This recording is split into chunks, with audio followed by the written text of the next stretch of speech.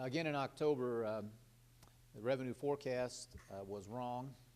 Clearly, the model on which it's based will need to be modernized at some point.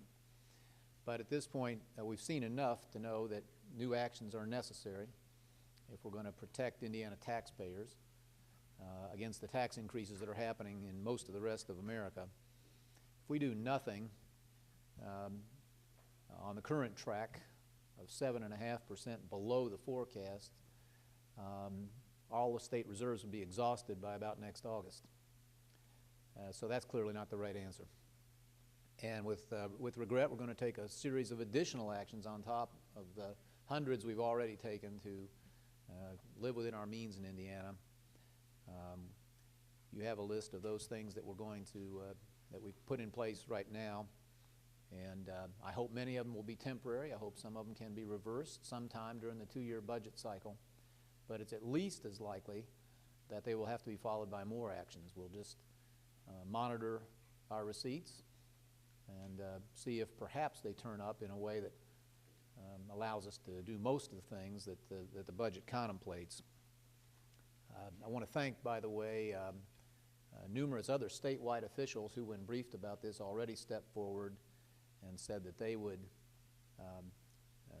do like what we've asked the state agencies to do and go at least 10% below the budgets that they had. I appreciate the sense of shared effort that reflects. We are not without some positive signs. Yesterday, Moody's said Indiana is one of 11 states they see emerging from the recession. We've had lots of new investment and new jobs. We'll be announcing some more today. The unemployment rate shows some positive direction, so there are reasons to hope that the difficulties we're experiencing will not last forever. But Indiana has distinguished itself among the states, avoided tax increases, maintained all vital services because we've been willing to act on time to deal with our difficulties, and that's exactly what we propose to do yet again.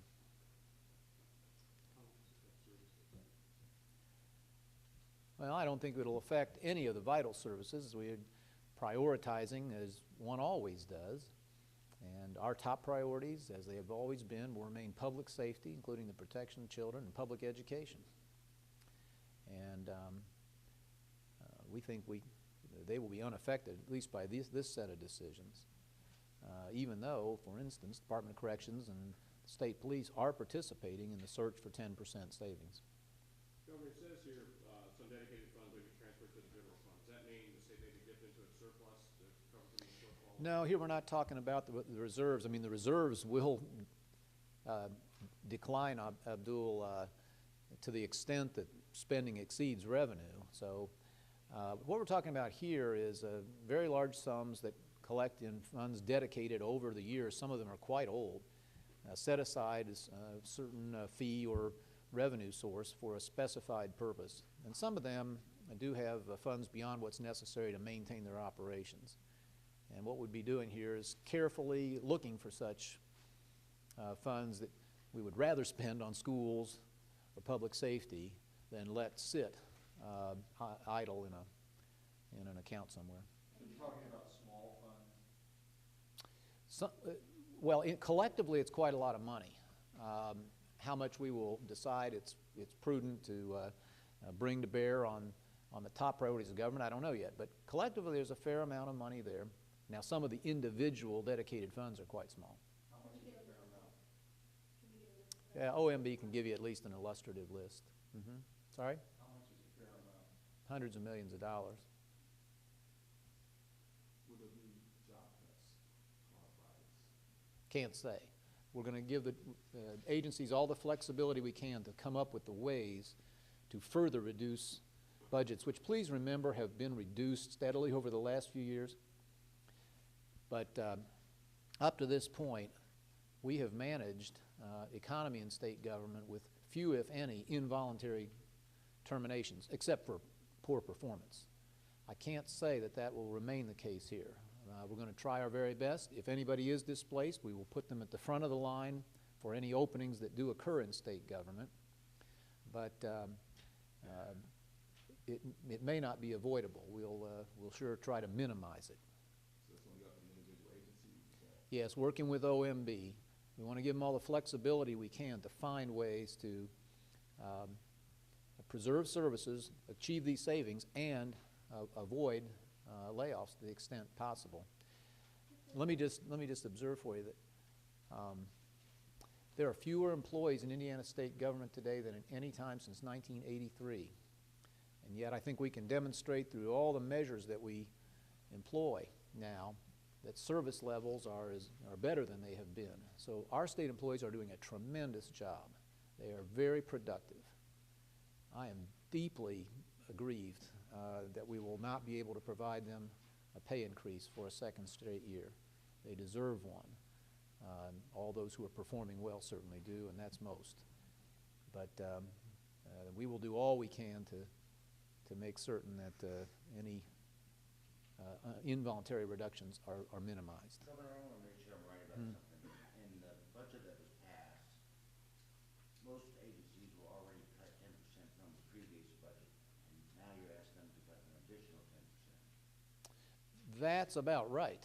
That's about right. Yes, I mean, something that's important to understand about Indiana's situation compared to many other states, we have been reducing per capita state government spending every year for the last 5 years, at about a little under 1.5 points per year. And so we have already done many of the things that other states are now just finally being forced to do, and again, it's witness to the great productivity of state workers among other things. But that's correct. This is hardly the first cut, and obviously it gets a little harder to do the further you have to go. Is there a time frame that you're looking at on either layoffs or school spending cuts? Well, again, I can't answer a question about layoffs. Each agency is going to devise its own plan. We'll review those. We'll do all we can to prevent or at least minimize involuntary separations. There's nothing to say about the education right now. For the moment, we're working with these changes. I'll simply point out that almost unique in the budget, while state agencies are getting cuts of 10% and now more, public education is scheduled for an increase. And I hope that we can deliver that increase, but it's going to be hard to do that. It's half the budget. And it'll be hard to keep the whole budget in some reasonable balance. If we're growing half the budget, it makes it very, very hard to achieve the necessary savings out of what remains. So school districts are going to be prepared to not see that scheduled increase? Too soon to say. We very much hope that we can remain on the track that the budget proposed. I'll say it again, public safety and public education are the very top priority. So we're doing everything else first. And we have chosen, as we have on past occasions, to look everywhere else. And for the moment, that's all we're going to do. Can you cut state agencies more after this, or if we continue to miss projections, are you going to have to look at education for next time? As I think the handout indicates, the changes that we're announcing today are about enough to handle the shortfall to date. If revenues would just begin to come in at the level of the forecast, which after all was only made 4 months ago, everyone I know recalls that we rejected 2 forecasts before which we knew were too rosy. Turns out this one's too rosy also. We're trying everything else first. And so for now, no change in public education. Superintendent Bennett did the right thing yesterday by saying to the superintendents, be careful. Don't make commitments to big increases. Don't sign contracts for big increases and then come back and act surprised if it's not possible to provide you all the money it would take to cover those promises. Cut state agencies more than this to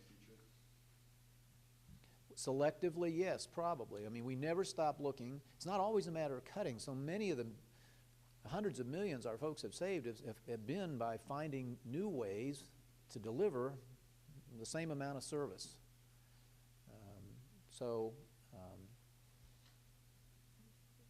There's nothing new with us. We've been at it for years, and we know we're not to the, you never stop looking for improvement. Have you considered some things that some states are doing, like going to a 4-day work week for state employees Yeah. or furloughs? Sure, we've looked at all these things. As you notice, again, we want this to be the last resort. So we have decided at the cabinet meeting this week to offer a voluntary unpaid leave with the clearance, of course, of a supervisor or the department. But this is another way, leaving it to the employee's choice, that we may be able to economize. You're offering, was it a week furlough, or how much of a furlough are you asking people to consider? No, it's up to the employee to make a suggestion to her or his department. Maybe it's 1 day a month, maybe it's a day a week. But it's a way for employees, if it's their preference, and by the way, I've had a number of employees say to me, this is something they might value. Their benefits would remain, as long as they don't overdo it. And we also have a number of departments where this would work out pretty well, where there's a seasonality. Think about our parks. Think about the Bureau of Motor Vehicles. If you look at their website, there are big differences in the volume of work on one day versus another. So there are places where this can work out very well, and the public won't see any difference at all. Can you be more specific about the Red City and those cuts? FSSA will have an announcement on that, and it may be Monday. But it will be selective. It doesn't at this point include doctors. I will report that to you. But certain contractors, FSSA, as you know, 94% of its money is spent through contracts with private providers, and so in some of those categories, they will be paying somewhat less. What capital projects were scheduled that are now put on? You can talk to OMB about it, but it's a whole host of things at state government buildings. And Governor, if layoffs are a possibility within state agencies, if it's up to them to cut them under, or furlough is another possibility that they can seek to generate those savings? we would listen to any agency's idea, but for the moment, we've rejected that as something we hope to avoid. Governor, one of the big costs that hits a lot of corporations and governments is the cost of healthcare Mhm. for employees. I heard you folks have made some changes recently to save money on healthcare. Can you elaborate on that? Yeah, this is important in two ways. First of all, half the state employees now, including Sherry and me, are in a consumerist health care plan that is much less expensive, and it appears to be saving. Mercer told us it saved the state $42 million last year. It is much less expensive, and in the open season that's about to come, the half of our employees who aren't in it can save literally thousands of dollars. In effect, give themselves a pay raise if they decide that that plan works for them. Secondly, we have said to the school districts, we've said to the cities and towns, come into our plan if you like. In many cases, they could save fortunes, and a few have taken us up on it. So, yes, we think that the state employee health plan has real value both in addressing our problems in state government, but potentially those challenges faced by our partners in local units. Is there anything the state can do or you're looking at to increase the revenue side? Yes, grow the economy of this state. That's the single best way, you know, and it's really the only way out of this is an economy with more people working and paying taxes, businesses making profits instead of losses, so they're paying taxes, and more money left in people's pockets so they can go back to the stores. I mean, please notice sales tax down 11% year on year. The largest single revenue source we have. Until we have a stronger economy in this country and in this state, we'll always be chasing our tails in terms of state revenue. That's what I was wondering, other than reversing those arrows and getting the economy, there aren't assets to be sold off, other ways to generate. Well, we're always looking for things that aren't, that we can, that we aren't using. I mean, we've sold a lot of airplanes the state wasn't using. There's a lot of surplus property that we finally have an inventory. There's a lot of surplus property. We're selling that all the time. It doesn't amount to a lot of money, but yes, that's a good example of a way to generate a little more cash in the drawer without affecting any services. Mm-hmm. Will agencies have the option of raising any of their fees or, I was thinking licensing fees or campsite fees or anything like that to try to make up for any of their losses? Wouldn't say absolutely no, but that's, we have no ideas like that on the table now. Governor, it says here that gaming revenue was actually up above forecast. Voters in Ohio just approved expanding gaming casinos in several cities. Do you folks worry that that may take a chunk out of whatever gaming revenue is in Indiana? Is that like when you talk about maybe expanding gaming to offset maybe some of that loss? One, I'm not very worried. Two, I'm against any expansion. Casino revenues maybe 5% of the state budget. Some people overestimate that, about 5%. So if you lost a piece of 5%, you'd feel it. But, you know, there are worse things than being a little less dependent on gaming.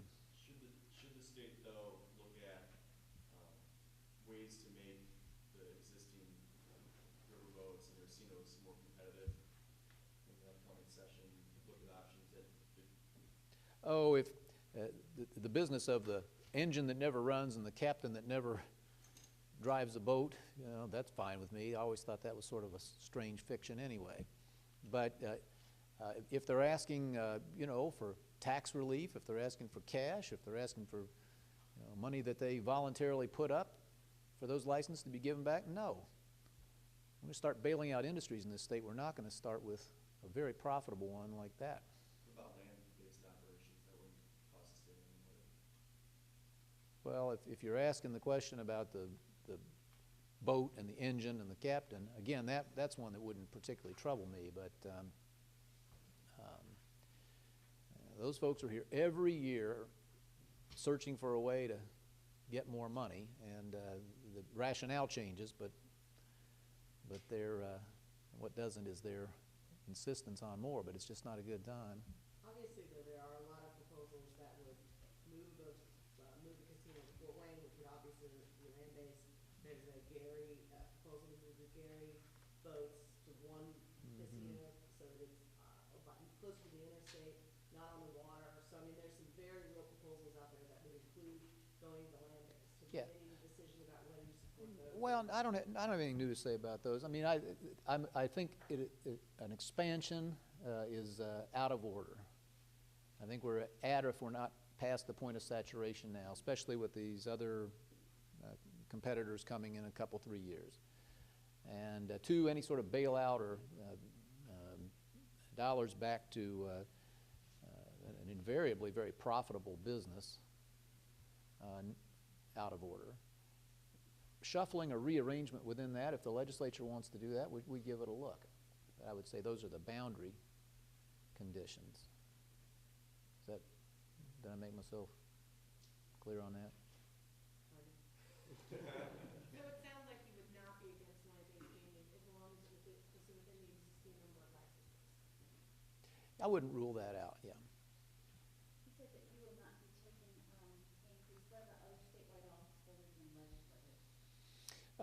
You'll have to check with them, but as I said, I very quickly heard from several of the statewides about their own budgets. I haven't asked them about their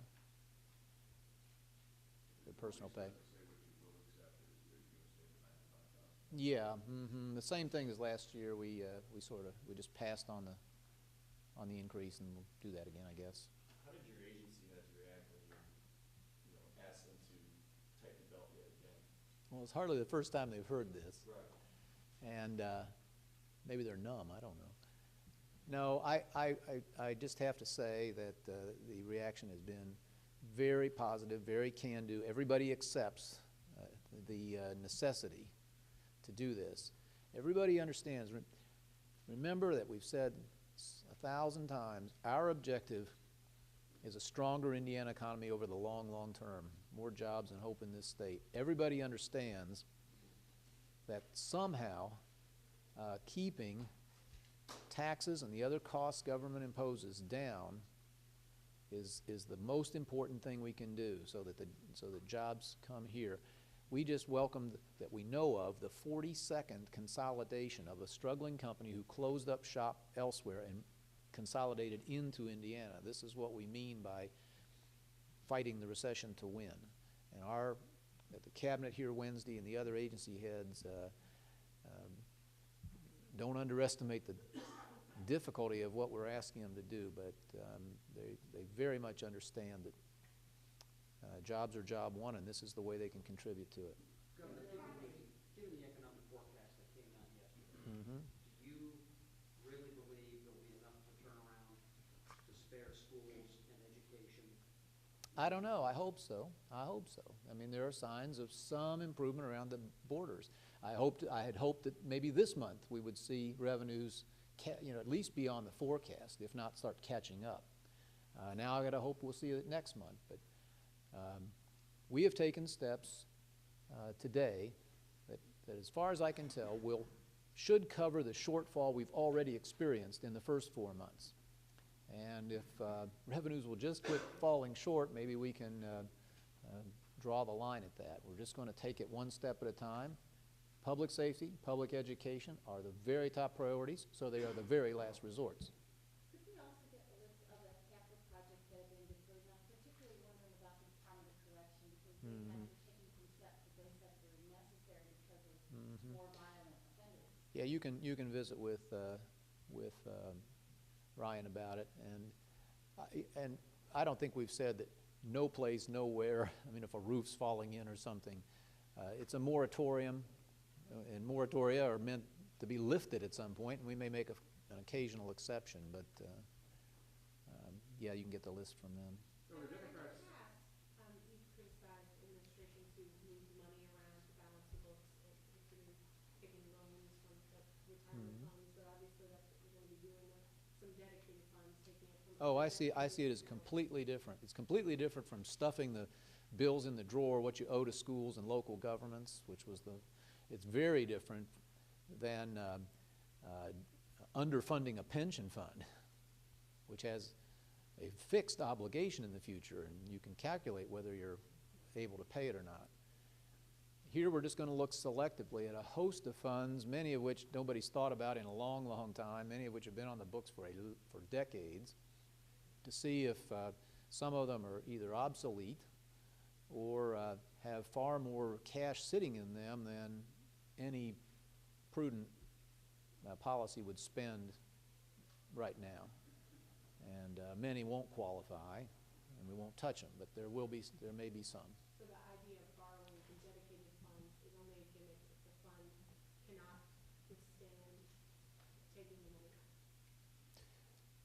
We're not borrowing at all. If there are surplus or excess funds in some of these, in our judgment, it's just a way of saying that public education or public safety is more important than some of these other things, and particularly if there's plenty of money in a fund to continue its operations.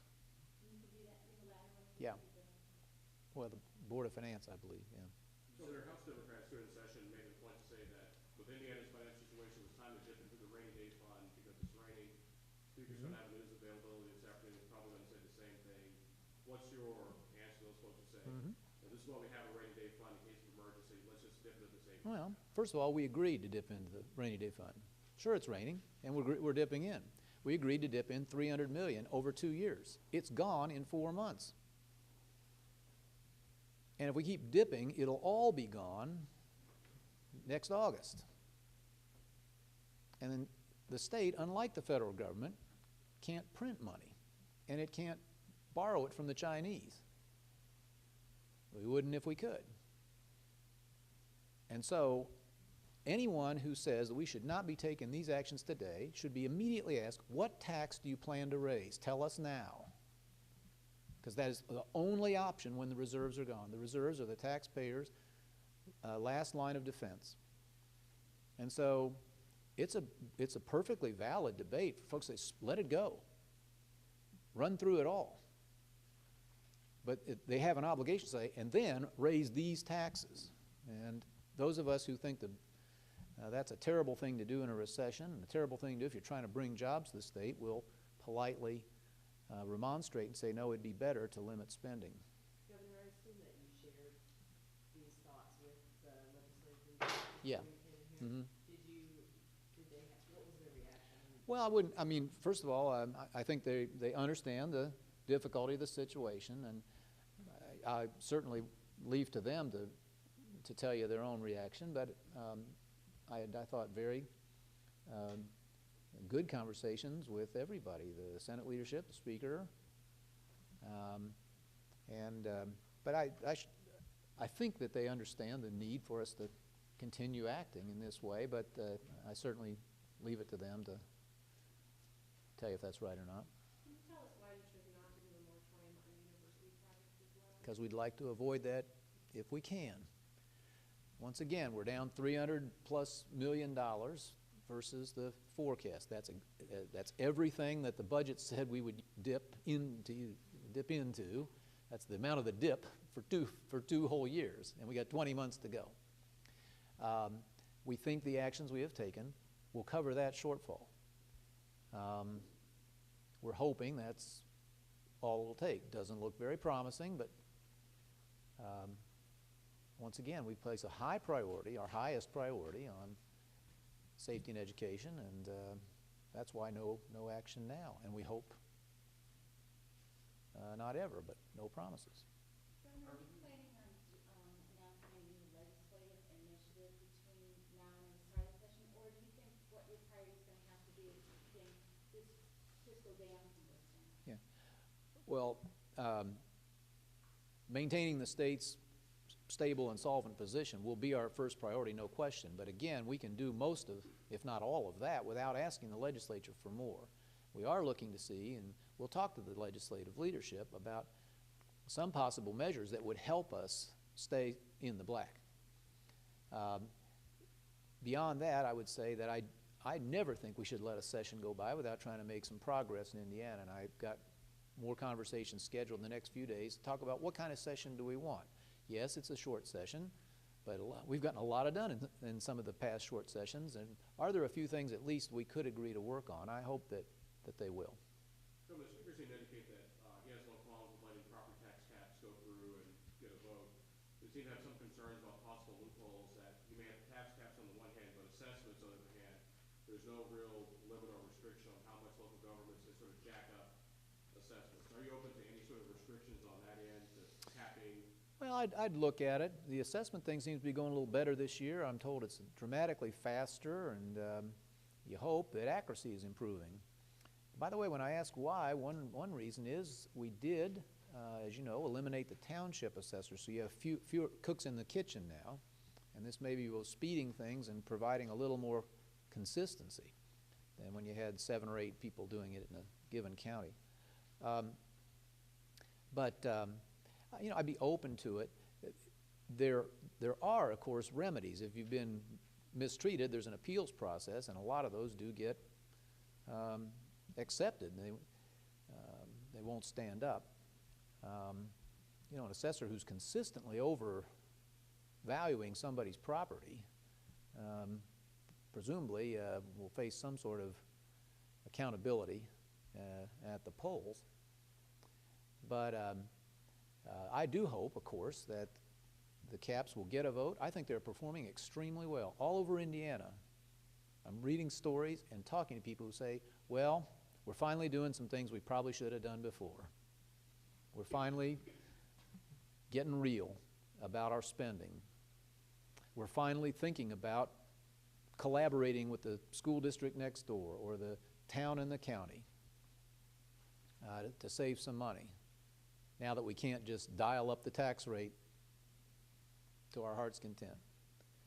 And so I think that they're working very well, and I'd like to see them protected, and I'd like at least to see the people of Indiana get a chance to vote on it, and that's all that we'll be asking the General Assembly to do. One of the ways that they are dialing up taxes, in some cases, is by passing the income taxes. Mm-hmm. Clark County, remarkably, Mhm. just became another county that passed an income tax. Is that an appropriate way for counties to deal with the situation? On a home rule basis, I would say yes. You know, we've tried to reform the system in various ways to give more power at the local level. I thought, and so if that's a local decision that seems to match the needs of a given community, I think it's their right to make it. I thought the referenda on Tuesday were very interesting. About half passed, half didn't. I think people are showing a lot of common sense. If somebody makes a good case locally for more spending or and more taxes to pay for it, Hoosiers are showing they're willing to go for that. Can't make the case, they're turning it down, sending people back to drawing boards. I think the thing's working pretty darn well. Are any of the cuts that comprise that 10% already determined, or are those all TBA recommendations? Looking for ways to economize is a daily, hourly practice for us, has been for 5 years. So many of the things that are likely to happen have been talked about before and thought through, costed out. You know, you just have to go deeper into the list. I want to make sure everybody understands. Nobody's less happy about at least most of what we will have to do here than I am. But life is a matter of choices and priorities. And when your revenue's down 12% year on year, you can only do 88% of what you really wanted to do. And so what we have to do is work up from the bottom of the list the best we can, starting with things that don't seem to work very well, even though they may have a very important purpose.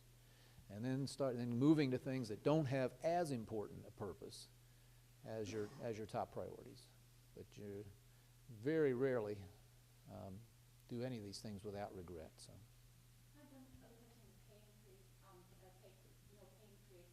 Last year when you announced this, it said that there would still be some money for merit raises in rare cases, and there was. Is that still the case? Well, we'll probably try to do something like that. As you know, we did install for the first time a pay for performance system. And we think it's been a very important step forward in getting the taxpayer a better deal for the dollar, getting better service with lower costs and fewer people, as I mentioned. And so we want to preserve that to the extent we can. We have the bonus and spot bonus systems. I know we'll continue those for the people who really do the best of the best work. And yeah, we may do in some way on some zero-sum basis something that works for on a merit case-by-case. And I know currently you're looking at leases that the state has Mm-hmm. with people. And are you looking at other things like take-home cars? Yes. What does that mean? Yes, we're looking hard. You haven't made a decision on whether Yeah. to take them. Well, we're down 2,000 or 3,000 cars from when we got here, and we probably can go further. But yes, that's a good example of the sorts of things that I'm sure agencies will consider doing, and there's one I'd have no problem with. Okay, thank you all.